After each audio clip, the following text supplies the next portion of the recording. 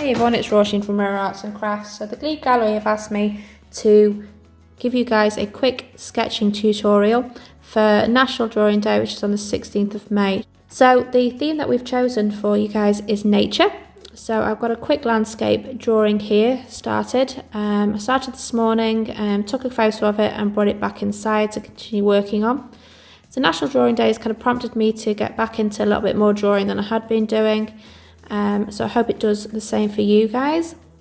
So in this composition, the layout of my drawing, I've got the tree which is slightly off-centered. Then I have the foreground, a little bit of plants and foliage and a little bit of sketchy lines using the side of my pencil, just kind of to bring your eye down and away from the page. In the middle ground, I have the stone wall, which I drew by just adding in these boulder shapes and then going into the background of them quite heavily to give a little bit of depth and to settle them onto the page. In the background then I have the line of the landscape and a little bit of foliage, the furze bushes and some rocks there in the background. With the main part of the drawing, it's the tree that I wanted to be the main focus. So instead of drawing each individual leaf, I kind of was looking at the main body of the foliage and use the side of my pencil again to kind of give some dark and light areas and really work into the foliage to make it look quite full. With the lines of the branches being quite windswept, this poor tree is quite windswept, I wanted to keep that movement and the texture in the drawing, so it's just a different technique using the side of your pencil to create that texture. With the background here, again using a sharper pencil and just using like a flicking motion like that to give some grasses going in different directions. Again, changing the tone and being quite light with some to indicate in the foreground and the darker ones in the background.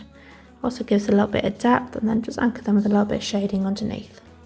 So all I'm using is a 2B pencil. You can use any pencil or even colouring pencils.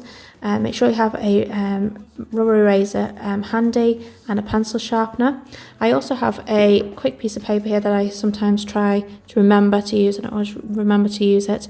And when I'm shading, it just gives a little bit of protection to the page from your hand, which gets really mucky.